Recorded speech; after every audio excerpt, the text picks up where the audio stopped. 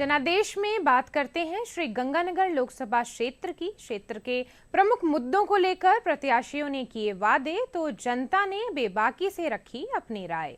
प्रस्तुत है एक रिपोर्ट।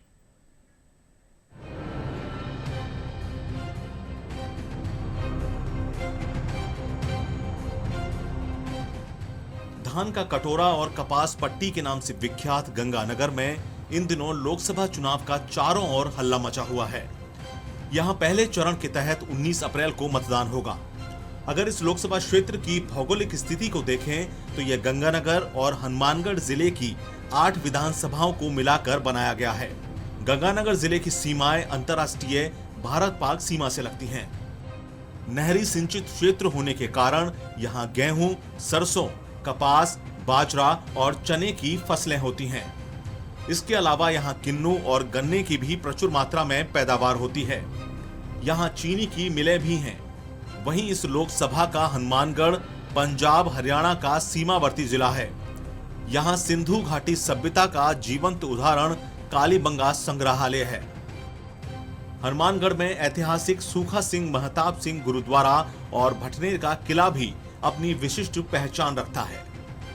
अब अगर श्री गंगानगर में लोकसभा चुनाव की बात करें तो यहाँ भाजपा कांग्रेस में सीधा मुकाबला है। इस सीट पर भाजपा ने महिला को मैदान में उतारते हुए प्रियंका बैलान को अपना प्रत्याशी बनाया है। वहीं कांग्रेस ने कुलदीप इंदौरा पर दांव खेला है। भाजपा प्रत्याशी प्रियंका बैलान का कहना है कि वह प्रधानमंत्री मोदी की गारंटियों को लेकर लोगों के बीच जा रही है। उन्होंने कहा कि इस चुनाव में महिला और युवाओं की समस्याओं के अलावा क्षेत्र की नहरों का विकास उनके प्रमुख मुद्दे हैं। गंगानगर की बेटी होने के नाते यहाँ की समस्याओं को मन से समझा है और किसान, महिला, युवा और हमारे जो नहरों के मुद्दे हैं उन सब को लेकर इनके लिए समस्या के लिए 3-4 मेहनत करते हैं जिनको हल करने का काम। वहीं कांग्रेस प्रत्याशी कुलदीप इंदौरा राजनीतिक पृष्ठभूमि से जुड़े हुए हैं। वह पूर्व में पंचायत समिति सदस्य रह चुके हैं। इसके अलावा उनके परिवार के लोग विधायक और अन्य राजनीतिक पदों पर रहे हैं। इस चुनाव में वह इंदिरा गांधी नगर, गंग कैनाल, किसानों की समस्या और बेरोजगारी को दूर करने की बात कर मतदाताओं को अपनी ओर रिझाने की कोशिश कर रहे हैं। चाहे वो आईजीएल की बात है, चाहे वो भाखड़ा की बात है, चाहे गंग कैनाल की बात है, और जो भी विषय या मुद्दे आए उनको लेकर गंगानगर जिले के तमाम उन मुद्दों को लेकर मैं संघर्ष मैंने हमेशा किया। अब इस सीट पर 2019 में हुए चुनाव परिणामों पर नजर डालें तो यहां भाजपा के निहाल चंद मेघवाल ने कांग्रेस के भरत राम मेघवाल को हराया था।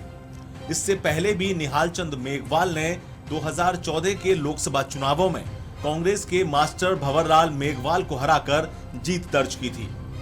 निहाल चंद ने अब तक 7 चुनाव लड़े, जिनमें से वह 5 बार विजयी रहे हैं। वहीं इन चुनावों में बसपा और सीपीएम सहित अन्य दलों के उम्मीदवारों की बात करें तो वे अपनी जमानत तक भी नहीं बचा पाए हैं। इसके अलावा इस सीट पर 1952 से अब तक हुए 17 चुनावों को देखें तो यहां कांग्रेस का दबदबा रहा है। इस दौरान कांग्रेस 10 बार, भाजपा 5 बार और निर्दलीय व अन्य दल 2 बार जीते हैं।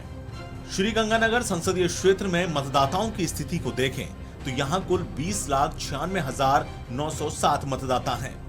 इनमें 10,94,086 पुरुष, 10,02,754 महिला और 67 थर्ड जेंडर मतदाता हैं।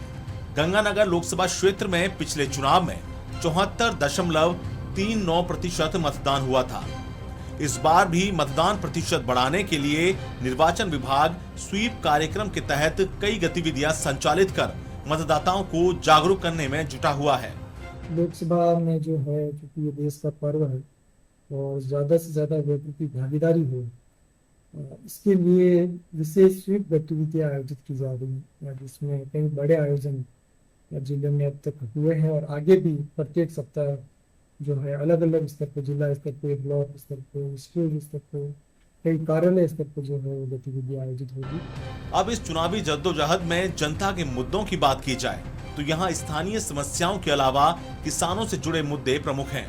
इसके अलावा पर्याप्त सिंचाई पानी, नहरों की समस्या, स्वामीनाथन की सिफारिश लागू करना, एमएसपी, किसान कर्ज माफी, पीलीबंगा में रेलवे ओवरब्रिज, सतीपुरा फ्लाईओवर निर्माण, रेल लाइन विस्तार, और भांकड़ा व्यास मैनेजमेंट बोर्ड में राजस्थान को स्थायी प्रतिनिधित्व की मांग भी बड़े चुनावी मुद्दे बने हुए हैं। गंगानगर जिला वो तो एक कृषि प्रधान जिला है, गंग नहर से यहाँ पर पानी आता है, तो यहाँ पर पानी की सबसे बड़ी दिक्कत रहती है कृषि प्रधान जिला होने के कारण। जो हमारे पोंग डैम है, भाखड़ा डैम है, उनको क्या है कि 10-10 फीट खाली रखा जाता है और बरसात के सीजन में जब उनको खाली रखते हैं तो यहाँ पानी की दिक्कत रहती है। तो सबसे बड़ा मुद्दा यही है कि उनको डैमों को पूरा पानी भरा जाए। सड़कों का जाल बिछना चाहिए। इंडस्ट्री की यहाँ बहुत ज़्यादा आवश्यकता है, इंडस्ट्री नहीं है। अगर इंडस्ट्री यहाँ पर लग जाती है, फूड प्रोसेसिंग यूनिट लग जाती हैं, तो गाजर और किन्नू के जो उत्पादक किसान हैं उनको बहुत ज़्यादा फायदा हो जाएगा। युवाओं को रोजगार मिले, अच्छी शिक्षा मिले, शहर में जो सड़कें हैं, ट्रैफिक व्यवस्था है वो बहुत अच्छे से सुचारू रूप से चले। हमारे गोलूवाड़ा के लिए एक रेल का बहुत बड़ा विषय है। यहाँ रेलवे बहुत ज़रूरी है। 20 बाइला से होते हुए अगर यहाँ से रेल लाइन निकलती है, गोलूवाड़ा को बहुत बड़ी सौगात मिलती है।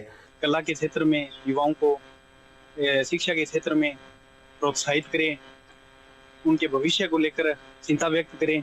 ऐसा प्रतिनिधि चुना जाए जो महिलाओं को शिक्षा हर कार्य क्षेत्र में सहयोग करे वे आगे लाए। देश में चुनावी बिगुल बजने के साथ ही हर उम्मीदवार चुनावी रण में डट चुका है। अब देखना यह है कि मतदाता जिन मुद्दों को लेकर अपना मतदान करेंगे वही जो परिणाम है भविष्य के गर्भ में है। Hetram Indaliya, DD news.